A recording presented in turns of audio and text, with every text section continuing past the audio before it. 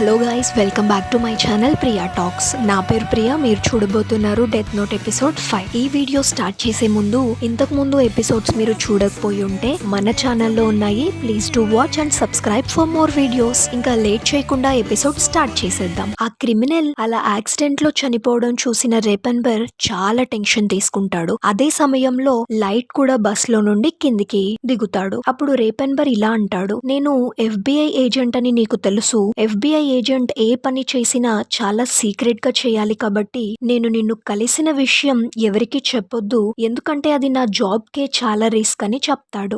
సరే, నాకు అర్థమైంది, నేనెవరికి చెప్పను, ఈవెన్ మా ఫాదర్ కి కూడా ఈ సంగతి చెప్పను అని లైట్ అంటాడు. అప్పుడు రేపన్బర్ అక్కడి నుండి వెళ్ళిపోతాడు. అప్పుడు లైట్ తన మైండ్ లో ఇలా అనుకుంటాడు, నాకు కావాల్సింది కూడా అదే, మనం కలిసిన విషయం ఎవరికి తెలియకూడదు, అప్పుడే అది నాకు మంచిది అని. ఇంట్లో రేపన్బర్ వాళ్ళ వైఫ్ రేపన్బర్ కోసం ఎదురు చూస్తూ ఉంటుంది. అప్పుడే రేపన్బర్ ఇంటికి వస్తాడు.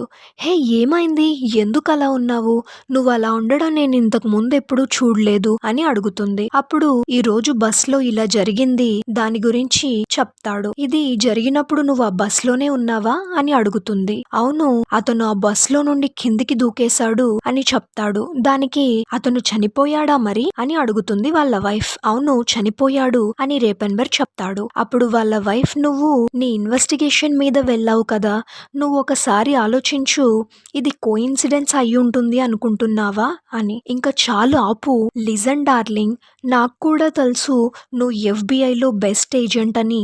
ఇప్పుడు నువ్వు FBIలో ఏజెంట్ కాదు, నా వైఫ్, సో దాని గురించి నువ్వు వదిలేయు అని అంటాడు. తను కానీ అని అంటుంది. అప్పుడు రేపన్బర్, నువ్వు కీరా కేసులో ఇన్వాల్వ్ కాకు, అదే మనకు మంచిది అని అంటాడు. అప్పుడు తను అవును సారీ అని అంటుంది. లేదు, నేనే సారీ, దాని గురించి ఇంకా వదిలే అని అంటూ, నిజానికి కీరా కంటే మీ నాన్నే నన్ను ఎక్కువ ఇబ్బంది పెట్టాడు అని నవ్వుకుంటారు. డెత్ నోట్ బుక్ ఓపెన్ చేస్తాడు లైట్. అప్పుడు రియూక్, నా గెస్ కరెక్ట్ అయితే ఇప్పుడు నువ్వు రేపన్బర్ పేరు రాస్తావు అని అంటాడు. కాదు, ఇప్పుడు నేను అలా చెయ్యను, ఎందుకంటే అలా చేస్తే నన్ను కలిసిన వెంటనే తను చనిపోయాడు అని నా మీద డౌట్ వస్తుంది, సో ఇప్పుడు అలా రాయను, ఒక వారం తర్వాత రాస్తా అని లైట్ అంటాడు. మరోవైపు ఎల్ కీరా గురించి చాలా దీర్ఘంగా ఆలోచిస్తూ ఉంటాడు. ఇంతలో వట్టారి ఎల్ కి ఒక మెసేజ్ పంపిస్తాడు. ఆ మెసేజ్ ఏంటి అంటే, ఒక క్రిమినల్ చనిపోయే ముందు ఇలా రాస్తాడు. ఇంతకు ముందు కూడా ఇలానే ఒక క్రిమినల్ కూడా రాశాడు కదా, అది మనం చూసాము.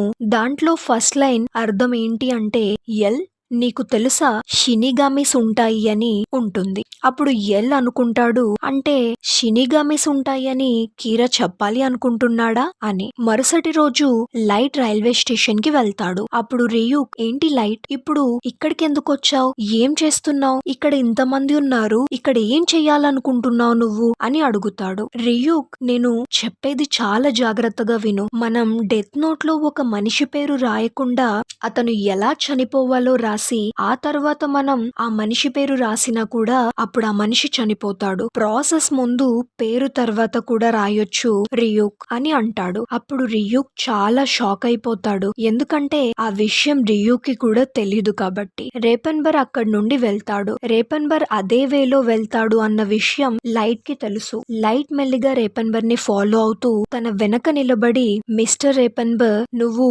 వెనక్కి తిరిగావో నిన్ను చంపేస్తాను, నేనే కీరా, ముందుకి చూడు అని చెప్తాడు. నేను నిన్ను ఇక్కడే చంపడానికి అస్సలు ఆలోచించను అని అంటాడు. దానికి రేపన్బర్, నువ్వు కీరా కాదు, నీ వాయిస్ నేను ఇంతకు ముందు ఎక్కడో విన్నాను అని అంటాడు. అయితే చూడు, నేను నీకు ఇప్పుడే ప్రూవ్ చేస్తాను, నువ్వు అక్కడ కాఫీ షాప్ దగ్గర పని చేస్తున్న అతన్ని చూసావా, అక్కడ ఎవరైతే ఫ్లోర్ క్లీన్ చేస్తున్నారో అతను, నేనిప్పుడు నీ కోసం అతన్ని చంపేస్తాను చూడు అని అంటాడు. అప్పుడు అతను హార్ట్ అటాక్ తో చనిపోతాడు. ఇప్పుడైనా నువ్వు నమ్ముతున్నావా, నేను కీరా అని లైట్ అంటే హా ఓకే నేను నమ్ముతున్నాను అని చెప్తాడు రేపన్బర్. లైట్ ఇలా అంటాడు, నేను అతన్ని ఊరికే చంపలేదు, తను ఇక్కడకి వచ్చే ఆడవాళ్ళని ఇబ్బంది పెడుతూ ఉంటాడు, దానికి ఎవిడెన్స్ లేకపోవడం వల్ల ఎవరికి దొరకలేదు, సో అలాంటి వాళ్ళని చంపడం అస్సలు తప్పేం కాదు, నువ్వు నీ ల్యాప్టాప్ ని క్యారీ చేస్తున్నావు కదా, FBI వాళ్ళ డీటెయిల్స్ ఇవ్వు అని అడుగుతాడు. దానికి లేదు నా దగ్గర ల్యాప్టాప్ ఉంది కానీ దానిలో FBI వాళ్ళ డీటెయిల్స్ ఏమి నా దగ్గర లేవు అని రేపన్బర్ అంటాడు. అవునా సరే, నువ్వు ఈ ఎన్వలప్ ని తీసుకుని దానిలో ఉన్న ట్రాన్స్మిటర్ ని తీసి హెడ్సెట్స్ పెట్టుకో, నేను నీకు ఏదైతే ఇన్స్ట్రక్షన్ ఇస్తున్నానో అదే నువ్వు ఫాలో అవ్వు, అతి తెలివి ప్రదర్శించావంటే నేను నిన్ను వెంటనే చంపేస్తాను, నిన్ను నేను అబ్జర్వ్ చేస్తూనే ఉంటాను అని కీరా వార్నింగ్ ఇస్తాడు. అప్పుడు రేపన్బర్ తన మనసులో అనుకుంటాడు, నేను ఈ వాయిస్ని ఎక్కడో విన్నాను, ఎక్కడ విన్నా అబ్బా అని ఆలోచిస్తూ ఉంటాడు. కీరా తనకి ఇలా చెప్తాడు, ఇప్పుడు నీ ల్యాప్టాప్లో FBI వాళ్ళ ఇన్ఫో డేటా వస్తుంది, దాంట్లోని టీం వాళ్ళ పేర్లు ఫొటోస్ ఉంటాయి, నువ్వు ఆ ఎన్వలప్ని బయటకు తీసి అక్కడ బ్లాంక్ పేపర్స్ ఉంటాయి, దాంట్లో రాయు, వాళ్ళ పేర్లు రాసేటప్పుడు వాళ్ళని నువ్వు ఇమాజిన్ చేసుకో అని చెప్తాడు. రేపన్బర్ కీరా చెప్పింది చెప్పినట్టుగా చేస్తాడు, తన పేరు కూడా అక్కడ రాస్తాడు రేపన్బర్. కొంత సమయం తర్వాత నువ్వు ఆ ఎన్వలప్ ని పైన పెట్టి అక్కడి నుండి వెళ్ళిపో అంటాడు. అదే విధంగా చేస్తాడు రేపన్బర్.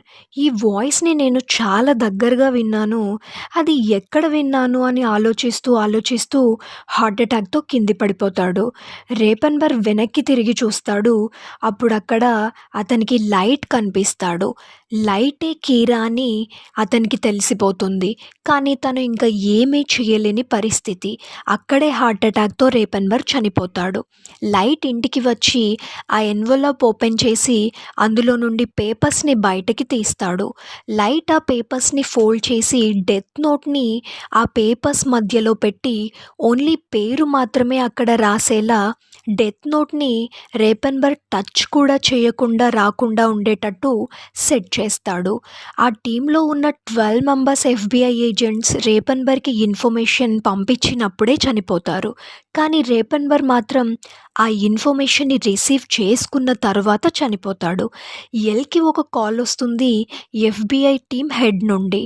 ఎల్తో మాట్లాడతాడు, ఎల్ నీ కోసం అసైన్ చేసిన టీం అంతా చనిపోయారు, ఇదంతా కీరానే చేసి ఉంటాడు, ఇప్పుడు నేను నీకు హెల్ప్ ఏం చెయ్యలేను, సారీ అని చెప్పి కాల్ కట్ చేస్తాడు. ఆ తర్వాత పోలీస్ హెడ్ క్వార్టర్స్ చీఫ్ ఎల్కి కాల్ చేసి, ఎల్ ఏంటి నువ్వు మమ్మల్ని నమ్మట్లేదా, నువ్వు మా కోసం ఒక టీంని పెట్టుకున్నావా, మమ్మల్ని ఇన్వెస్టిగేట్ చేయడానికి ఒక టీంని నువ్వు అరేంజ్ చేసుకున్నావా అని అడుగుతాడు. దానికి ఎల్ దగ్గర సమాధానం ఏం లేదు.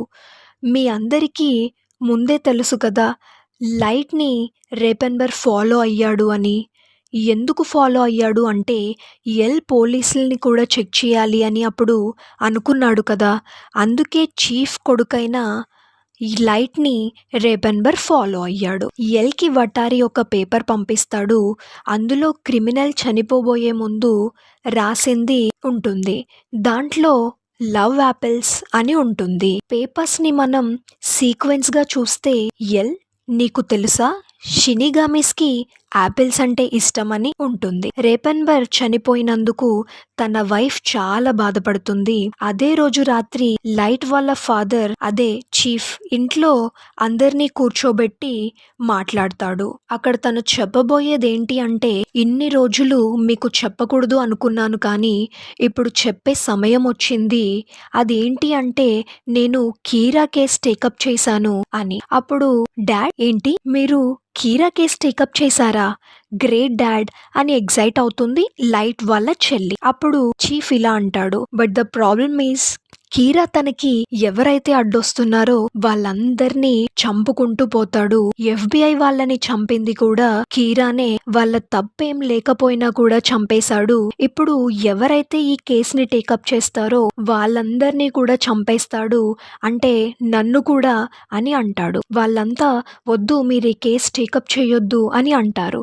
కానీ లైట్ మాత్రం డాడ్ మీరు టేకప్ చేయండి. Dad I'm very proud that you are taking up this case. ఆ కీరాని మీరు ఖచ్చితంగా పట్టుకుంటారు డాడ్ అని అంటాడు. నెక్స్ట్ డే చీఫ్ తన ఆఫీస్లో ఇలా అంటాడు, కీరా కేవలం క్రిమినల్స్నే కాదు, తనకి అడ్డొచ్చిన వాళ్ళందరినీ చంపేస్తున్నాడు. కాబట్టి ఈ కేసు మన ప్రాణాల మీదకొస్తుంది. మీలో దాన్ని ఫేస్ చేయగలిగిన వాళ్ళు మాత్రమే ఉండండి. మిగతా వాళ్ళు ఇక్కడి నుండి వెళ్ళిపోండి ఈ కేసు వదిలేసి అని అంటాడు. అప్పుడు వాళ్ళంతా బాగా ఆలోచించి అందరూ వెళ్ళిపోతారు. రేపన్బర్ వైఫ్ తన హస్బెండ్ ఫోటో పట్టుకుని ఆ బస్ డ్రైవర్కి చూపిస్తుంది.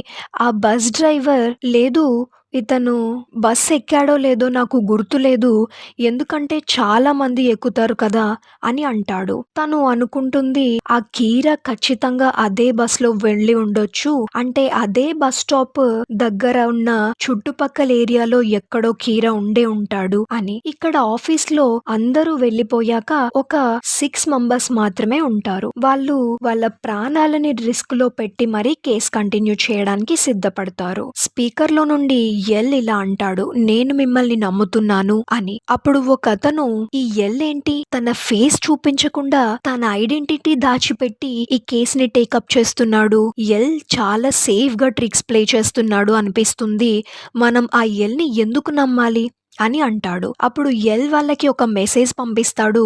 ఆ మెసేజ్ లో ఇలా ఉంటుంది, రేపు మీరు నేను చెప్పిన ప్లేస్కి రండి, కేవలం మీరు మాత్రమే, ఈ విషయం ఎవరికి తెలియొద్దు, మనం రేపు కలుద్దామని అంటాడు. అక్కడ ఉన్న పోలీస్ ఆఫీసర్లో ఒక అతను ఇలా అంటాడు, ఎల్ ఎప్పుడు మన సాయం తీసుకోకుండా అన్నీ చేస్తాడు కదా, ఇప్పుడు మాత్రమే మన అవసరం ఏముంటుంది, అంటే మన 7గురమే మిగిలిన తర్వాత మన సాయం ఎందుకు అడుగుతున్నాడు అని అంటాడు. దానికి చీఫ్ ఇలా అంటాడు, తను ఈ కేసులో ఎవరు నమ్మకంగా ఉంటున్నారో వాళ్ళని మాత్రమే నమ్ముతున్నాడేమో, అందుకోసమే ఇప్పుడు వరకు వెయిట్ చేస్తున్నాడు అని అంటాడు. ఇప్పుడు నేను ఆ ఎల్ ఫేస్ చూడాలని అనుకోవట్లేదు, ఇప్పుడు నాకు ఈ కేసు మీద ఇంట్రెస్ట్ కూడా పోయింది, నేను వెళ్ళిపోతున్నాను అని అక్కడి నుండి వెళ్ళిపోతాడు. మిగతా 6గురికి ఎల్ కాల్ చేసి మీరంతా ఇద్దరిద్దరుగా డివైడ్ అయ్యి అందరూ హాఫ్ అన్ అవర్ గ్యాప్ తర్వాత నా రూమ్లోకి రండి, అందరూ మిడ్నైట్ 12 లోపు రండి అని అంటాడు. అప్పుడు వాళ్ళు ఇద్దరిద్దరుగా ఎల్ దగ్గరికి వెళ్తారు. రూమ్లో ఎల్ ఆలోచిస్తూ ఉంటాడు, నేనంతా బాగానే చేశాను కదా, ఎక్కడ మిస్ అయ్యాను అని. ఇంతలో చీఫ్ డోర్ని నాక్ చేస్తాడు. ఆ డోర్ ఓపెనే ఉంది, మీరు లోపలికి రావచ్చు అని అంటాడు ఎల్. చీఫ్ డోర్ని ఓపెన్ చేస్తాడు.